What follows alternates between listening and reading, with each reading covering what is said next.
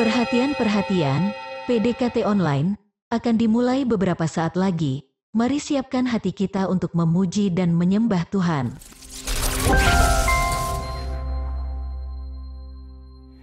Shalom, Sobat DC Ministry yang dikasihi Tuhan Yesus. Puji syukur kepada Tuhan kalau hari ini kita bisa kembali berkumpul dalam PDKT Online dengan kondisi yang baik, tanpa kekurangan sesuatu apapun.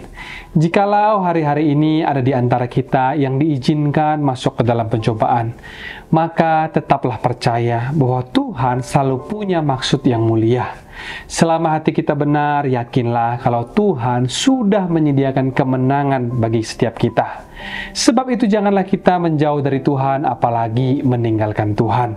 Tetapi marilah kita belajar untuk punya iman seperti Sadrak, Mesak, dan juga Abednego, yang berkata, seandainya pun Tuhan tidak menolong kami, kami akan tetap taat kepada Tuhan, berpegang teguh kepada firman dan kebenarannya. Seperti biasanya, sebelum saya melanjutkan sharing firman Tuhan pada hari ini, mari kita terlebih dahulu bersatu di dalam doa. Tuhan Yesus, kembali kami datang kepadamu mengucap terima kasih dan syukur buat kasih dan anugerah-Mu yang selalu baru bagi kami. Sebentar kami akan mendengarkan firman-Mu. Jamahlah setiap telinga dan hati kami yang mendengar, biar firman yang ditabur pada hari ini boleh berakar, bertumbuh dan berbuah lebat di dalam hidup setiap kami. Sembunyikan hamba di balik salib-Mu, di dalam nama Tuhan Yesus, mari kita yang berdoa bersama kita katakan, Amin. Shalom, menyapa kembali Bapak Ibu, Saudara-saudari Sobat DC Ministry dimanapun berada. Sharing kita hari ini saya beri judul Belajar Punya Iman Seperti Sadrak, Mesak, dan Abednego. Hari ini kita akan membahas cerita tentang tiga orang ini yang telah saya sebutkan tadi, yang bernama Sadrak, Mesak, dan juga Abednego, yang diambil dari kitab Daniel pasal yang ketiga ayat 13-27. Saya rindu cerita ini nantinya bisa menjadi inspirasi bagi siapapun kita yang hari ini mungkin sedang atau ke depan akan mengalami pencobaan, agar tidak lagi menjadi takut dan gentar, sebab Yesus sudah berkata dalam Yohanes 16 ayat yang ke-33, semuanya itu kukatakan kepadamu supaya kamu beroleh damai sejahtera di dalam aku. Dalam dunia ini kamu menderita penganiayaan, tetapi kuatkanlah hatimu, aku telah mengalahkan dunia. Mari langsung kita buka Alkitab kita dari Daniel pasal yang ketiga, ayatnya yang ke-13, demikian firman Tuhan. Sesudah itu, Nebukadnezar memerintahkan dalam marahnya dan gerapnya untuk membawa Sadrak, Mesak, dan Abednego menghadap. Setelah orang-orang itu dibawa menghadap raja, berkatalah Nebukadnezar di ayat 14 kepada mereka, apakah benar, hai Sadrak, Mesak, dan Abednego, bahwa kamu tidak memuja dewaku dan tidak menyembah patung emas yang kudirikan itu? Sekarang jika kamu bersedia, demi kamu mendengar bunyi sangkakala, seruling, kecapi, rebab, gambus, serdam, dan berbagai-bagai jenis bunyi-bunyian, sujudlah menyembah patung yang kubuat itu. Tetapi jika kamu tidak menyembah, kamu akan dicampakkan seketika itu juga ke dalam perapian yang menyala-nyala. Dan dewa manakah yang dapat melepaskan kamu dari dalam tanganku? Kita berhenti dulu sampai di sini. Kita akan bahas sebentar. Di dalam ayat 13 yang kita baca tadi diceritakan kalau Raja Nebukadnezar memerintahkan pesuruhnya untuk memanggil Sadrak, Mesak, dan juga Abednego menghadap kepada raja. Lalu ketika mereka menghadap kepada raja, raja kemudian menyuruh mereka untuk menyembah patung emas yang ia dirikan itu.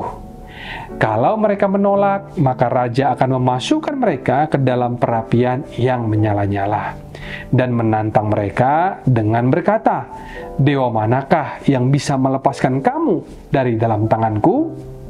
Saudaraku, dengar baik. Jikalau nanti suatu saat kita diizinkan untuk mengalami sebuah pencobaan, maka janganlah takut dan gentar dulu.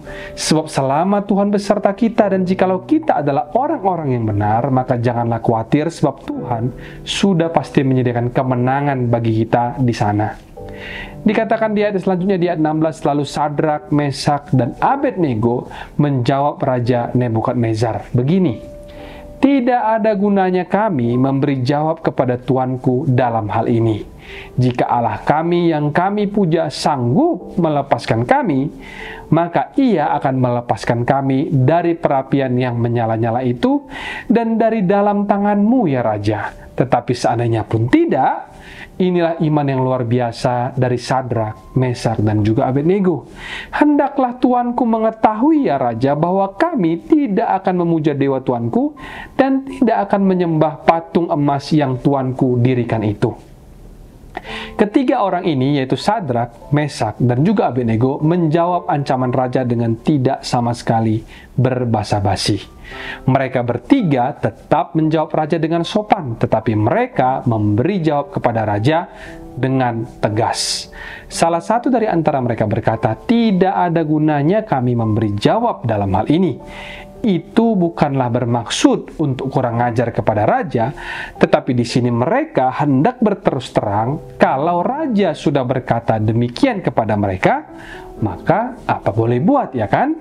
Tetapi tetap kepada dasarnya mereka hendak memberitahu dan juga menekankan kepada raja kalau mereka tidak akan mau menurut kepada perintah raja yang menyuruh mereka untuk bersujud dan menyembah patung yang raja dirikan itu." Poin pertama yang bisa kita pelajari dari cerita ketiga orang ini adalah tetaplah taat sekalipun tidak ada jaminan kepastian. Taat kepada Tuhan itu merupakan komitmen bagi setiap kita orang-orang percaya, apapun resikonya. Jadi taat kepada Tuhan itu bukanlah karena nanti kita akan ditolong, tetapi yang namanya taat kepada Tuhan itu adalah komitmen sampai mati. Taat itu bukanlah karena setelah itu akan ada upahnya, atau karena nanti setelah kita taat itu akan mendapat apa yang kita inginkan, atau bagaimana setelah itu semua biarkan menjadi urusannya Tuhan. Yang pasti bagian kita hari ini adalah cukup taat kepada Tuhan, seperti apa yang Sadrak, Mesak, dan Abednego alami dalam cerita ini. Mereka sama sekali tidak punya jaminan atau garansi kalau mereka pasti akan selamat, alias tetap hidup dan lolos dari panasnya perapian yang menyala-nyala itu. Bahkan dikala itu pun mereka juga tidak mendengar suara Tuhan. Tetapi iman mereka tahu kalau apa yang raja suruh kepada mereka, yaitu untuk mereka lakukan pada hari itu menyembah patung emas, itu tidak benar. Sehingga mereka bertiga memutuskan untuk menolaknya mentah-mentah. Dan ketiga orang ini adalah anak-anak dari bangsa Israel. Mereka tahu 10 perintah Allah, di mana perintah yang pertama itu mengatakan, "Jangan ada padamu Allah lain di hadapanku." Dan perintah yang selanjutnya atau yang kedua mengatakan, "Jangan membuat bagimu patung yang menyerupai apapun." Jadi di saat raja menyuruh mereka menyembah patung yang raja dirikan itu, tentu saja mereka tidak mau melanggar perintah Allah itu.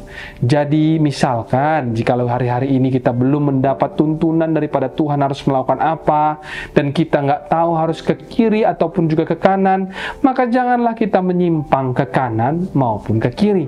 Tetapi tetaplah berada di jalan, tetaplah taat, berpegang kepada prinsip-prinsip kebenaran di saat tidak ada jaminan kepastian. Inilah iman yang sesungguhnya. Lalu di ayat 19 dikatakan, dan setelah raja mendengar apa yang dikatakan oleh ketiga orang itu, di ayat 19 dikatakan, maka meluaplah kegeraman Nebukadnezar. Air mukanya berubah terhadap Sadrak, Mesak, dan Abednego. Lalu diperintahkannya supaya perapian itu dibuat 7 kali lebih panas dari yang biasa. Kepada beberapa orang yang sangat kuat dari tentaranya dititahkannya untuk mengikat Sadrak, Mesak, dan Abednego dan mencampakkan mereka ke dalam perapian yang menyala-nyala itu. Di sini bangkitlah amarah raja. Entah karena raja itu gengsi ataupun dia tersinggung dengan perkataan Sadrak, Mesak, maupun Abednego, raja kemudian menyuruh beberapa orang dari tentara-tentara khususnya yang sangat kuat untuk mengikat ketiga orang itu. Padahal siapa juga yang mau lari, ya kan? Memangnya Sadrak, Mesak, dan Abednego ini kira-kira bakal lari? Saya rasa sih nggak mungkin lah ya, karena ketiga orang ini kan semuanya orang yang baik-baik. Mereka bertiga ini kan pegawai utama raja, tetapi mereka memang bersuku Yahudi. Jadi mereka tidak ada niatan sama sekali untuk melarikan diri, karena mereka pun sendiri sudah beranggapan bahwa menderita bagi nama Tuhan itu merupakan kemuliaan. Ketika saya membaca cerita ini, saya jadi teringat kepada sebuah momen di mana pada saat Yesus mau ditangkap. Kan Yesus pada kala itu sudah menyerahkan dirinya, di mana Yesus tidak lari, karena ngapain juga Yesus lari? Orang tujuan dia datang ke dunia itu kan untuk mati bagi umat manusia. Tetapi saudara tahu nggak, kalau situasi di mana pada saat menjelang Yesus ditangkap, Yudas itu datang bersama-sama dengan serombongan besar orang, sepasukan prajurit dan penjaga-penjaga bait Allah, pakai bawa senjata pedang dan pentung segala. Lalu Yesus kemudian berkata, "Siapakah yang kamu cari?" Katanya kepada mereka, "Akulah dia." Dan ketika Yesus berkata, "Akulah dia," di Alkitab dituliskan, mundurlah mereka semua dan jatuh rebah ke tanah. Semuanya yang mau menangkap Tuhan Yesus itu terpelanting ke belakang. Apakah setelah mereka semua jatuh, Yesus kemudian lari? Enggak tuh. Tuhan Yesus tetap aja ada di sana karena Tuhan mati, bukan karena dia ditangkap, tetapi Tuhan mati karena dia menyerahkan nyawanya. Sebuah situasi yang kurang lebih sama dengan apa yang sedang dihadapi oleh Sadrak, Mesak, dan juga Abednego pada kala itu, di mana mereka juga tidak berniat sama sekali untuk melarikan diri. Lantas buat apa? Raja sampai harus menyuruh para tentaranya yang paling kuat untuk mengikat mereka.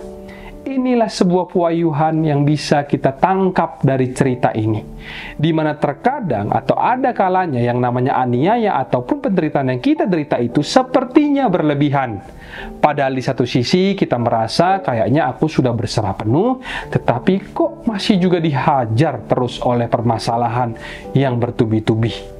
Kalau itu adalah Anda yang saya sebutkan barusan tadi, maka janganlah gentar saudaraku, sebab Tuhan itu tahu dengan pasti bagaimana caranya untuk melindungi setiap kita umat-umatnya. Katakan amin.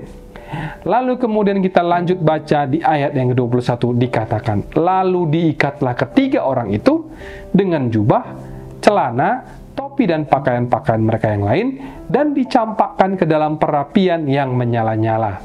Karena titah raja itu keras," ayat yang ke-22, "dipanaskanlah perapian itu dengan luar biasa sehingga nyala api itu membakar mati orang-orang yang mengangkat Sadrak, Mesak, dan Abednego itu ke atas. Tetapi ketiga orang itu, yakni Sadrak, Mesak, dan Abednego, jatuh ke dalam perapian yang menyala-nyala itu dengan terikat." Kalau Tuhan yang sudah beserta dengan kita, sekalipun sesuatu itu terlihat berlebihan melawanmu, nanti kita akan melihat bukan kita yang hangus oleh api, tetapi yang menyerahkan kitalah yang akan hangus oleh api yang menyala-nyala itu. Firman Tuhan dalam 1 Korintus 10 ayat yang ke-13 berkata, "Pencobaan-pencobaan yang kamu alami ialah pencobaan-pencobaan biasa, yang tidak melebihi kekuatan manusia." Jadi apapun yang melebihi kekuatan kita, baik itu 1 senti atau 1 mili sekalipun, itu akan terbakar sendiri nantinya. Bisa kita lihat sendiri dari apa yang kita baca di ayat 22, yang terjadi adalah semua pesuruh raja, tentara khusus yang kuat-kuat itu tidak tahan dan terbakar hangus oleh api itu, alias senjata makan tuan.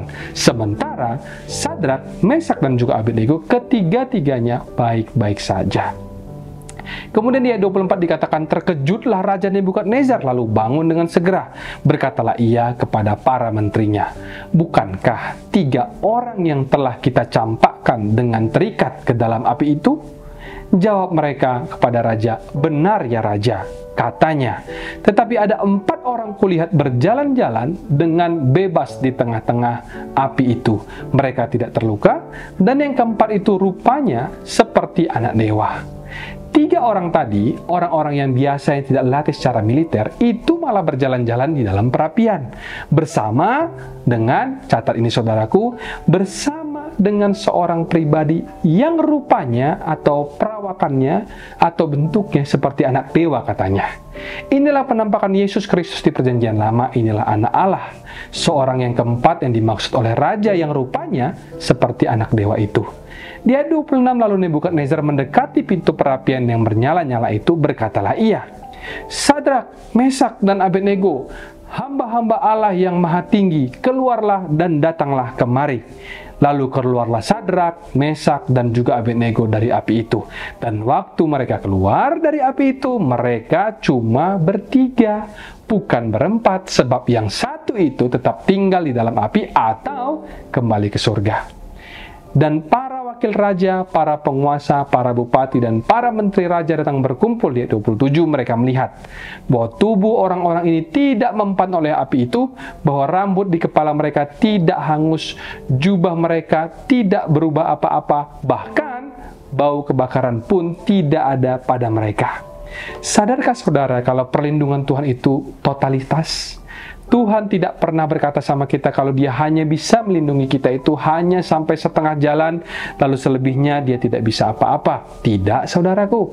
Jadi kalaupun Tuhan pada hari ini mengizinkan kita masuk ke dalam api pencobaan, maka percayalah bahwa dia punya maksud yang mulia untuk setiap kita. Kalaupun sampai atau seolah-olah Tuhan tidak melindungi kita, itu bukanlah karena Tuhan tidak sanggup untuk melindungi kita, tetapi ketika itu semua diizinkan terjadi, itu terjadi karena Tuhan mau menggenapi sesuatu di dalam diri kita lewat penderitaan tersebut. Kalau Tuhan mau luputkan kita, bisa nggak? Tentu saja bisa.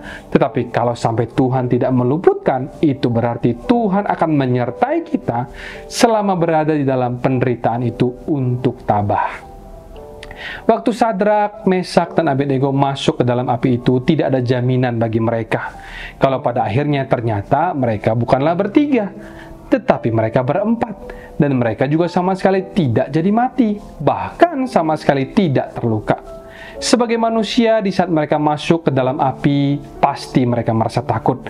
Karena siapa sih yang tidak takut ketika melihat di depan matanya sendiri, para tentara yang kuat-kuat itu langsung hangus terbakar ketika memastikan perapian itu ready untuk membakar mereka.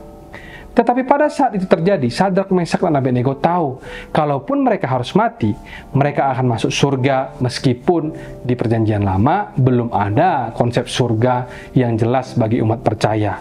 Tetapi mereka tahu kalau di saat itu mereka harus mati, mereka percaya kalau mereka pasti bersama-sama dengan penciptanya karena mereka tidak mati di dalam dosa-dosanya.